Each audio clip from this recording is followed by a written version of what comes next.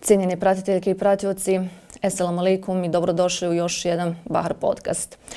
Inspiracija, motivacija, pozitivne priče, zdrava, plodonosna iskustva, širenje znanja, dobra i lijepe riječi samo su neke vodilje Bahar podcasta. I jednu takvu priču donosimo i danas. To jest, ja bih rekla da je moja današnja gošća u okviru ovih nabrojanih referenci, koja je itekako svjesna da se zdrava zajednica i društvo gradi na kvalitetnom obrazovanju, koje je često i ogledalo stanja u društvu i državi. Stoga bih rekla da ona svoju životnu priču i gradi na dva čvrsta stuba, obrazovanju i društvenom aktivizmu.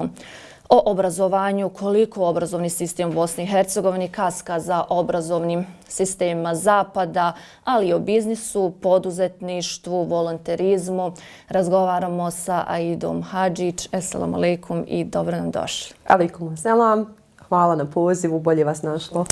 Aida, završili ste Gazi Husrev-begovu medresu u Sarajevu kao učenica generacije, ali školovanje ste nastavili na svjetskim univerzitetima. Čitajući vašu biografiju, nemoguće je ne primijetiti da se radi o jednoj impozantnoj biografiji, karijeri koja još uvijek nije doživjela svoju kulminaciju, Bogu hvala, jer sam ja nekako uvjerena da ono što tek u nju slijedi je i ono najbolje. Pa za početak reci nam šta je to što vas motivira, pokreće i šta je to što je najviše utrlo put kojim ste išli gdje ste danas? Pa, to bi moglo biti jedna duga priča, moglo bi se samo o tome snimati možda i film. Baš me podsjeti nekad ovaj film Sa ulice na Harvard. Radilo se tu o jednoj djevojci koja je došla iz socijalno ugrožene porodice i jako disfunkcionalne porodice gdje je bilo u pitanju i otac je bio ovisan, majka ovisni o drozi. I ona je na kraju ipak uspjela kroz neke stipendije, poslove i svašta nešto, neki dodatni trud koji je uložila na Harvard doći. I to je film koji je sniman po istinitoj priči u stvari. Ja sam recimo isto tako došla iz jedne porodice koja naravno afektirana ratom je imala malo neki teži početak u Bosni i Hercegovini. Mi smo porijeklom iz istočne Bosne, Nova Kasaba. Danas je to općina Milići, znači sve je to bilo obuhvaćeno genocidom. I odmah smo na početku rata izbjegli u Njemačku jer je moj otac već radio nekad ranije. Tako da nam je to bilo nekako sreća, zaista sreća, vjerovatno i zapravo više Božja sudbina. Ali tamo sam počela sa osnovnoškolskim obrazovanjem. I već sam tamo bila među boljim učenicima. Mama se danas kaje što mi nije dopustila da preskočim taj prvi razred, da odmah idem u drugi, jer mi je bilo dosadno u školi i učiteljica ju, na primjer, isto molila. Tako da je meni uvijek bilo ta neka ljubav prema obrazovanju, voljela sam čitati knjige, a recimo nisam bila toliko dostupne. Posuđivala sam od rodice, donosio mi je dajđa kad smo se vratili već iz Njemačke, i to je bio recimo moj neki pristup uopće knjigama. I jednom sam čak dobila jedinicu u osnovnoj, znači završila sam ja na tim svim svjetskim institucijama, međutim imala sam ja i par jedinica u životu, da tako kažem. Čak sam treći razred osnovne škole završila vrlo dobrim jer sam došla tek iz Njemačke i sve mi je bilo novo. Obrazovni sistem je potpuno drugačiji, ponegdje čak i kvalitetniji bih rekla. Negdje smo zahtjevniji, ali negdje je to na zapadu usklađeno tako da se kasnije negdje dobiva neki zahtjevniji program, a u početku malo manje zahtjevan. I sad kažem opet, nije danas više toliko bitno koliko se nekad trudite, ponekad je i odakle počnete. Neko će imati lakši put od vas, neko će imati teži put. Ja sam među ovim kojima je bio malo teži put na početku, ali sam recimo uvijek spominjem kako su moji roditelji stvarno uvijek se zalagali za to da se brat i ja obrazujemo. Moj otac naročito jer je njega bilo jako strah da ćemo i mi negdje biti ovisni o nekom poslodavcu koji će nas izrabljivati.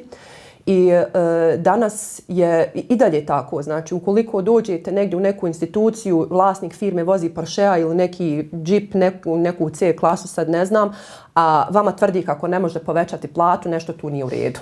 Znači to je nešto što sam kroz ovaj životni put isto naučila, a na početku sam mislila da je samo obrazovanje bitno. Bitno je obrazovanje, a bitno je, Boga mi, i da učite neke vještine, kako životne, tako poslovne.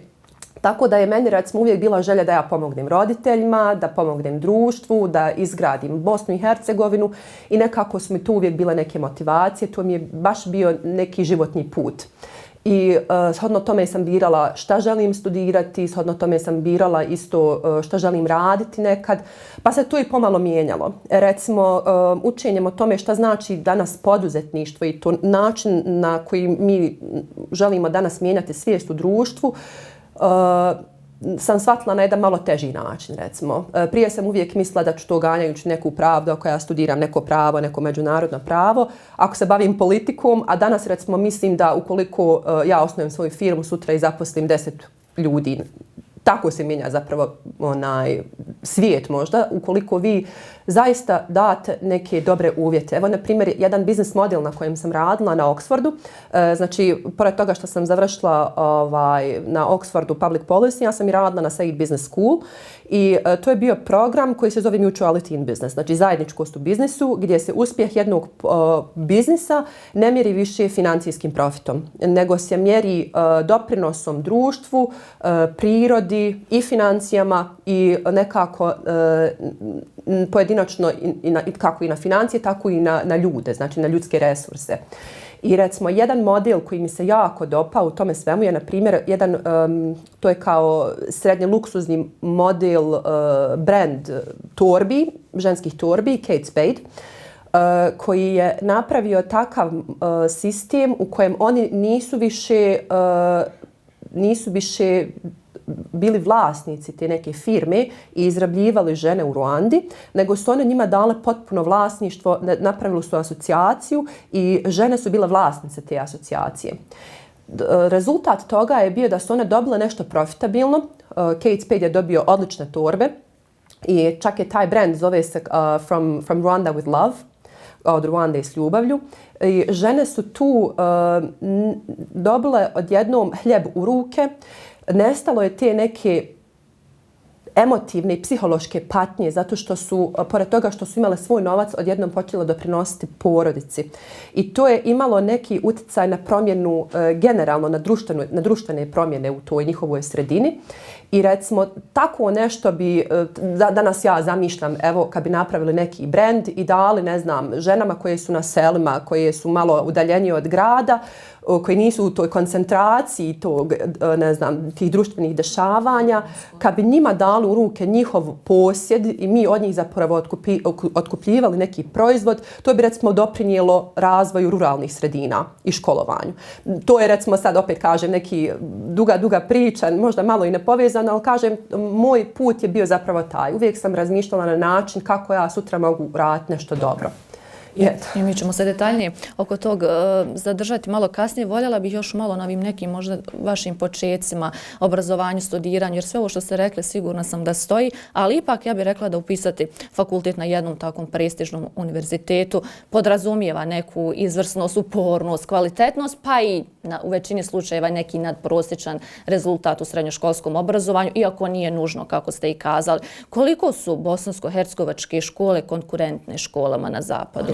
Pa ovako, ja sam svoj prvi stepen fakulteta bachelor počela na Sarajevo School of Science and Technology. Jako je bilo skupo i skuplje je čak i na zapadu. Ljudi danas misle ako neko da za to pare, to je bukvalno, mislim, ukoliko uloži taj novac, da ima novca, da je neko možda samo, tu možda upisuju samo bogataši. Međutim, moj otac je tada imao vrlo malu platu, kao što je uvijek imao, jer on nije iz te neke klase koja je zarađivala na visoke iznose. Međutim, on je bio spreman sa mnom podići taj studentski kredit, a dobila sam tu podršku jer sam bila učenik generacije. Bilo je pitanje što želiš pisati, dobit ćeš. Kako, ne znamo, ne kako ćemo. Tako da bilo je tu malo i sreće, bilo je upornosti, a imala sam, kažem, opet ja ličnu neku sreću što mi je Bog dao takve roditelje koji su stvarno htjeli uložiti zadnji novac ukoliko je to potrebno. I recimo, znam da sam u jednom trenutku čak imala toliki problem sa uplatama da je moj brat, kad je saznao za to, jer ja sam to onda malo poslije i krila, rekao pa ako treba, evo ja ću podići kredit. opet kažem, imala sam tu neku podršku jer sam bila toliko i ja uporna i vidjeli su i moji roditelji i kažem u nekom trenutku i moj brat koji je to sa strane uvijek nekako više šutnjom posmatrao, imala sam tu podršku. Kažem, moj otac i ja smo te prve 2 godine dizali studentski kredit i dobila sam taj neki grace period i to je bio proces jako težak. Pa nekoliko žiranata, onda sam saznala nedavno da su zapravo poslije kuću stavili pod hipoteku za to, mislim. U sljedećim nekim periodima sam ja rekla ako do sad nisam naučila na ovom fakultetu kako zaraditi taj novac, onda mi nije ni trebao. I ja sam rekla ja sad neću više to, iako je moj otac čekao, ja sam govorila neću. Dobila sam neku stipendiju od općine u trenutku kad sam pošla da napustim fakultet. Desilo se da je bio dan državnosti, da je dekan fakulteta Ejub Ganić bio upravo u našoj općini Vogošća na predavanju i pokazao u mene, drago mi da vidim svoju pametnu studenticu. Jedan od članova vijećnika je prišao i pitao kako ide fakultet. Ja govorila, razmišljam već da napustim i onda me on zamolio, nemoj, sačekaj par dana, naći ćemo ti novac. I obezbijedili su tada iz općine taj novac. Zahvaljujem se ponovo na tome. Tako da sam jedan dio 3. godine otplatila, a nakon toga sam bukvalno pred kraj 4. godine dobila retroaktivno za 4. godinu od fakulteta stipendiju, od Met fondacije i to je bukvalno bilo 5 do 12. Ja sam već trebala da položim diplomski, dotad sam zarađivala nekako prevođenjem, tako nekim raznoraznim dodatnim poslovima jer sam imala po 2-3 posla u isto vrijeme i moj studentski život je bukvalno prošao jednom riječju borbeno. Tako da, a poslije toga mi se sva ta borbenost opet isplatila zato što je doprinijela i građenju mog CV-a. A kada sam upisivala fakultet, kada sam aplicirala za Oxford, moj CV je bio više presudan nego moje ocjene. Pogotovo za smjer koji sam ja htjela. Ja sam bila i politički angažovana jedno vrijeme, ali sam bila dosta i drugim organizacijama aktivna. Tako da je njima više taj neki potencijal za liderstvo igrao ulogu nego moje ocjene na kraju. Tako da je... A po završetku školovanja nekako sam sigurna da ste mogli pronaći posao u evropskim prijestolnicama, ali ste se vratili u Sarajevo. Pa šta vas je to vratilo u politički nestabilan sistem sa nagomilanim i ekonomskim i zdravstvenim i kakvim problemima? Pa ponekad, često, se na mojim Facebook statusima mogu vidjeti ti neki stresovi koji donosi svakodnevni život u Bosni i Hercegovini, ali u suštini više nije više cilj ni da se neka žalim, nego bukvalno više to neko osvještavanje. Više s tim razlogom, s tim motivom pišem, da tako kažem. A čak radim na pokretanju nekog tog svog bloga, da pišem malo više o tome, da radim na doprinošenju idejama kako da se riješe ti neki problemi. A uglavnom je bio uvijek cilj da se vratim u Bosnu i da doprinesem, iako meni nikad nije bio cilj da ja ostanem permanentno u Bosni, jer po mom mišljenju je putovanje po svijetu jedno bogatstvo. Meni je cilj nekad živjeti malo ovdje, malo ondje, malo djecu isto povesti u različite države, da vide kako žive različite kulture, šta je napredna država, malo manje napredna, da razvije tu neku toleranciju i da razvije kritičan način razmišljanja, što mi je najbitnije, jer opet ovako kad sagledam, ja se recimo nikad nisam dovoljno ponovo uklopila u taj neki bosanski mentalitet nakon povratka iz Njemačke. Nije mi išlo. I jednostavno to se vidi. Kad dođete, vi drugačije razmišljate, vama je, jednostavno vas taj život negdje vani obogati malo više. Mi ovako nekad mislimo, mi smo centar svijeta u Bosni, ali nismo. Nismo mi najmerhametniji narod na svijetu. Meni je narod u Britaniji bio i takako divan. Ja sam srela toliko divnih ljudi i iz Britanije, Britanaca rođenih, i Arapa, i Turaka, i Pakistanaca, Kenijaca. Ima divnih ljudi na svijetu. I tako da kad jednom odete, onda više ne pali ta priča kad kaže gdje ćete vi naći u ovoliko malom prostoru i crkvu i sinagogu i džamiju, ima toga i po drugim dijelovima svijeta. Mislim, mi samo nekad moramo malo više da se otvorimo.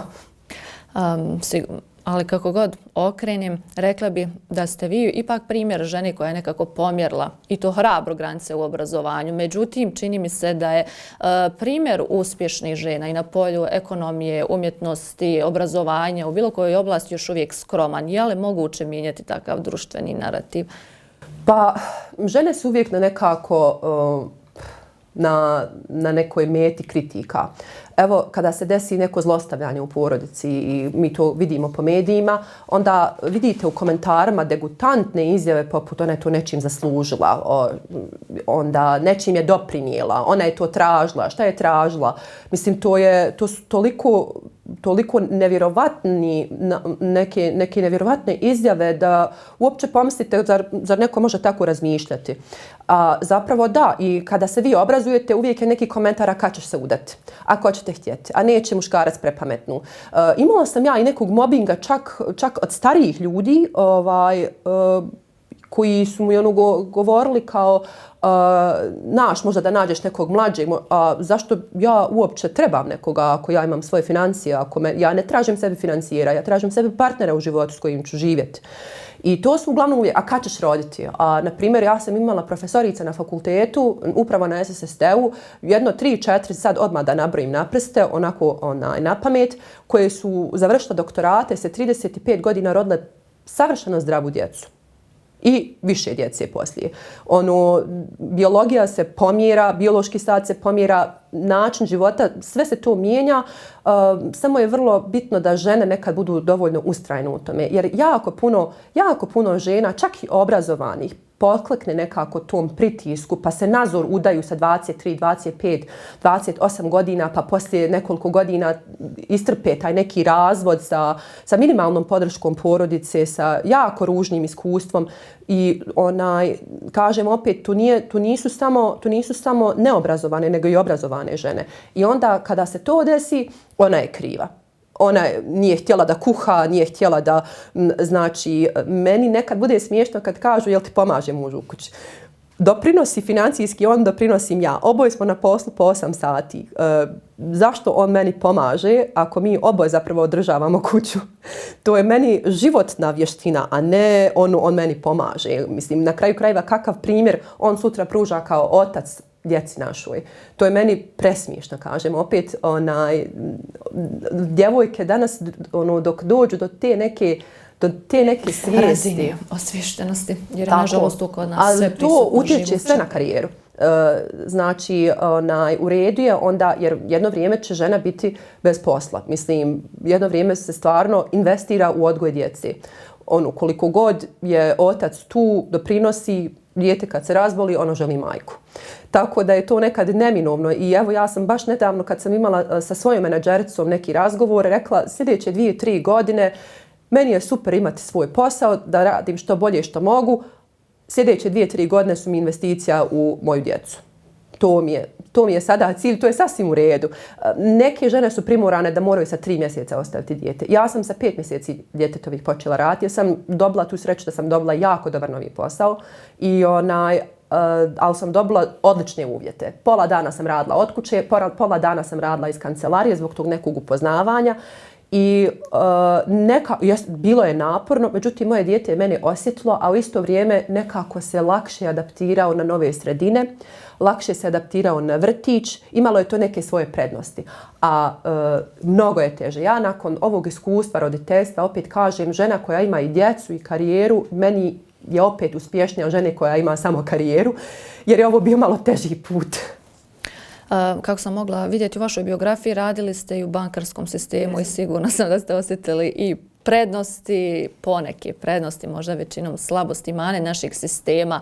Spol je, već ste govorili o tome, poslodavcima važan kriterij, upravo je ženama zbog trudnoće i porodiljskog odsustva i tako dalje. I malo prije ste ispomenuli taj karijerni put. Pa koliko se on razlikuje u Bosni i Hercegovini, karijerni put muškarca i žene? Pa recimo, razlikuje se jako puno zato što većinom kod nekih domaćih institucija žena će nailaziti na probleme. Recimo, tu u bankarskom sistemu gdje sam ja radila, obzirom da je domaća institucija, malo je bilo drugačije, ali je u ostalim mnogo veća diskrepancija. Ja imam prijateljicu koja je dan danas na sudu, vodi tužbu protiv svog bivšeg poslodavca iz principa i drago mi je što u tome ustraje, jer je on njoj dao otkaz nakon porodijskog. I kada je sudija pitao pa u čem je bio problem, ne ništa, samo eto. I dan danas, kažem, vodi zbog toga tužbu i nek je vodi. Zato što treba da pruži primjer ostalim i treba da se izbori za svoja prava i nek se izbori za svoja prava. Vas kada ste na intervju za posao, niko nema pravo pitati o vašem porodičnom životu. U smislu da li planirate porodicu ili nešto tako. Ali to se žene obavezno pitaju dok da, ja sam imala i taj primjer sam imala. U Britaniji nisam imala taj primjer nijednom. Nikoga nije zanimalo i to što sam ja imala mahramu, nikog nije ništa zanimalo što se tiče mog privatnog života. Imala sam sjajnu menadžericu, imala sam sreću da sam imala dobre menadžerice. Evo i sad, moja nova kompanija je jako porodično orijentisana. Ja još nemam ugovor na neodređeno, na primjer, zbog nekih politika, ali on meni, na primjer, porodica neće predstavljati prepreku za to. I čak kada sam dobila taj novi posao, bilo je pitanje, pa dobro, koliko ti treba da te čekamo? I onda sam ja iz nekih razloga opet malo ranije počela nego što su oni očekivali, na primjer. Čisto da bih se što prije uvela u taj novi posao i tako dalje. Imala sam tako dobro iskustvo. A firma je opet malo strana, malo bosanska, malo je, ja bih rekla da je to neki miks, ali međunarodna firma. Bavimo se isto stranim tržištem i kažem to kako me taj neki porodični odnos u firmi dočekao je zaista fascinantno za danas. I kad kažu, to imate vrlo često u institucijama i na poslu neki toksičan način da zadrže radnike, pa gdje ćeš, ovdje ti je bolje, ne možeš ti naći bolje, ko ćete s mahramom. Svakakvih komentara bude i na kraju itekako ima dobrih firmi, itekako ima dobrih poslovnih politika. I firme se sve više i više moraju orijentisati ka tome da budu malo etičnije i nekako odgovornije u tom prema svojim uposlenicima, jer mi gubimo uposlenike. Odoše svi za Njemačku. Zato što ako neko skonta da će ovdje raditi za 500, za 800 maraka, a ne može od toga ni održati porodicu, nego bukvalno samo može ići na posao, vratiti se, platiti račune, onda, na primjer u Njemačkoj ili nekoj drugoj državi to može, bez problema. Mislim, naravno i tamo rade po oboje, ali ste nešto, na primjer, lakše će nešto uštediti, lakše će nešto za porodicu obezbijediti. Onda neko nema motivaciju da ostane. Naravno da će otići. Nakon nekog vremena i taj patriotizam više sklepne, zato što ne mogu, kada se borite za svoju porodicu, onda više nema patriotizma. Onda je, bukvalno idem se boriti za porodicu. Tako da jednog dana pomalo sve više to moraju shvatati i mijenjaju pomalo te politike. Naročito prije je bio taj običaj za uhar ćemo mi platiti, bukvalno bosanski izraz, mi ćemo platiti nekoga za uhar, ne znam, za izgradnju kuhinje, za nešto. Sada kada ih nema za lijeka, za izgradnju kuhinje, za interijer, za izgradnju stambenih jedinica, odjednom ih možemo fino plaćati. Naravno da se može. Kažem, sve dok je neki poslodavac mogao kupovati Porsche, ne znam, Mercedes po nekoliko auta, imati ogromne kuće, nekoliko stanova, znači nešto nije bilo u redu, mogao je platiti radnika više. Ako nije za uhar, onda je u dosta slučajeva žena plaćena manje nego muškarac. Ja sam zapisala da istraživanja skoro svuda u svijetu prosječne plate muškaraca i dalje su više nego plate žene, da se taj procenat kriče više od 20% razlike. Pa zašto je ženi koja obavlja identičan posao sa istom stručnom spremom, istim opisom posla, zašto je plaćena manje? Pa većinom, imam osjećaj većinom da je slučaj taj što žene nekad nemaju taj osjećaj samopouzdanja koliko muškarac i ne znaju toliko samopouzdano tražiti tu svoju platu. Onda je nekad i zbog djece osjećaj ustručavanja zato što će možda izostajati više zbog djece. Mada to ne bi trebalo imati veze zato što i ta djeca koju mi odgajamo su sutra radna snaga kako ovoj tako nekoj drugoj instituciji, znači mi doprinosimo društvu kako god. I pitanje je isto, evo recimo Amerika je užasna po pitanju porodijskog odsustva gdje žene se očekuju 4 sedmice poslije poroda nazad na poslu. Taj neki korporativni svijet američki je meni nepojmljiv. U nekim slučajevima životinje imaju više prava nego djeca. I to je smiješno i na to se i Amerikanci žale čak. Međutim, vidjela sam jednom pravu degutantan komentar kao šta vi hoćete da vas poslodavac plaća, da vi možete biti zbog vaših odluka. Što bi vas poslodavac plaćao ako ste vi htjeli imati djecu, a vi ne dolazite na posao. Ako to funkcioniše u Njemačkoj, ako to funkcioniše u Mađarskoj, u jednoj Bosni i Hercegovini, kod nas su već shvatili da moraju uvesti to jer ovdje nema više nataliteta. Ako to funkcioniše u nekim drugim državama tako, onda može svugdje funkcionisati. Jer na kraju krajeva djeca su društvena odgovornost, nije samo odgovornost djeteta. Roditelja. A žene, kažem, opet često nemaju to samopouzdanje da traže više. I evo, na primjer, u mojoj firmi to nema. Muško-žensko, ovaj će biti više plaćen od nje. Nema to. I vidim danas, kažem, opet sve više ovih nekih odgovornih kompanija gdje nema te politike. Ti vrijediš toliko, ja ću te toliko plaćati. Tražiš toliko, jel misliš da toliko vrijediš? Dobro, evo ti to kaže. I odmah, čim je radniku zadovoljniji, bit će i firmi bolje. Jer mnogo studija, evo, sa Harvarda isto pokazuju da ukoliko je radnik ima nekako taj veći osjećaj odgovornosti, doprinijet će više i firmi. A kod nas se često vodi onim ti si odgovoran pred državom, na primjer, te neke velike diskrepancije među poslodavcem, direktorom i nekim običnim uposlenikom. Nema potrebe da neko ima platu 10.000, a neko 500 maraka. Znači, kažem opet, ti na višim pozicijama to prodavaju na način mi smo odgovorni pred državom. A isto tako tvoj radnik ispod će tebi doprinijeti nekako tom boljem performansu firme ukoliko se on osjeća da je više cijenjen. Jer poslije ga nećeš... Evo danas, kažem opet, vidim kod dosta firmi se ljudi žale i ne mogu da nađu uposlenika. Otišlo je jednostavno što valja, otići će vani. Jer Zapad isto ima pad nataliteta iz više nekih razloga, a znaju cijeniti radnika. Tako da... Što kod nas nikako, vi ste kazali, žene nemaju ni samopouzdanje tražiti, a šta se desi kada zatraže? Evo, prije nekoliko mjeseci smo svjedočili slučaju hotela, uposlenice hotela u Jablanici. Ja bi još dodala na sve ovo što ste kazali i to što mnogi poslodavci, nažalost, još uvijek na žene gledaju kao na manje vrijednu snagu, pa čak i kao na seksualne objekte, a u prilog tome govori i sve veći broj povećanih tužbi, što za fizičko uznemiravanje, seksualno i upravo ovaj slučaj koji sam navela u Jablanici, pa gdje je zakazalo, jesu li državni pravosudne institucije i koliko smo mi Aida uopšte osviješteni o diskriminaciji, fizičkom, psihičkom nasilju na radnom mjestu. Nismo osviješteni o tome dovoljno, ali drago mi da se sve više o tome govori. Evo, sada društvene mreže nekako objelodanjuju to sve. Što je još bitnije od tog što se desilo u tom hotelu je rezultat nakon toga.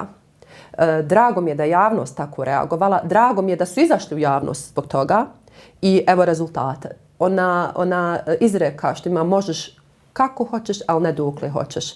Tako da drago mi je da je sve, i trebamo govoriti sve više. Evo ja sam imala tako jedan slučaj. Raspitala sam se na tržištu koliko ja to vrijedim. I kada sam svog jednog bivšeg poslodavca pitala, on je odjednom počeo da spinuje moje riječi. I to onako besramno, zaista. I rezultat toga je bio, ok, sad ću se ja primiriti jer imam neke druge planove, ali više me ništa nije moglo zadržati u toj instituciji. Čak ni da sam dobila 5 svojih sadašnjih plata, na primjer. I rezultat je da sam dobila zaista predobar novi posao i gdje se mislim i duže vrijeme zadržati jer sam jako zadovoljna ovom politikom. Ali evo kažem, jedna institucija takva će početi gubiti uposlenike, a druga koja zna cijeniti će početi dobivati. A kažem opet, najviše danas ovi neki radnici koji smo nekada manje plaćali, ne znam, vozače, čistačice, dadilje, pošto odoše, pošto više neće da radi za neke, ne znam, minimalne pare, sada ih moramo više cijeniti. Znači, evo sada u Njemačkoj... svih. Da, u Njemačkoj, na primjer, vozače kamiona traže očajno ih traže, da razmišljaju o tome je li da počinju priznavati druge vozačke iz drugih zemalja, bez licenciranja nekog dodatnog koje bi bio ogromni trošak. Sada ih traže za lijeka. Bukvalno. I kažem opet, na primjer, moj otac je odnedavno otišao u penziju. A nekad nismo mogli da se zadržimo u Njemačku, sad njegov profil traže. Jednostavno, kada jedan stalež društva potplaćujete, onda se nekako društvo osvijesti i počinje obrazovati i istrenirati za taj neki sektor koji je više plaćen. Evo, na primjer, sa IT-em je to sada slučaj, sada on postaje prezasićen. Nekada smo ljude upošljavali čak i bez tih svih kriterija koje je neko morao ispunjavati. Danas traže i mimo tih kriterija koje je potrebno za tu neku poziciju, pa se moraju dodatno boriti mnogo više nego prije 5 godina za tu neku početničku poziciju, a opet sada kako ide ta koncentracija prema tom nekom IT sektoru i prema nekim srodnim smjerovima, opada broj ljudi koji su sposobni za neke druge stvari, tipa evo ne znam da li za čišćenje, za automehaničari, limari, ne znam.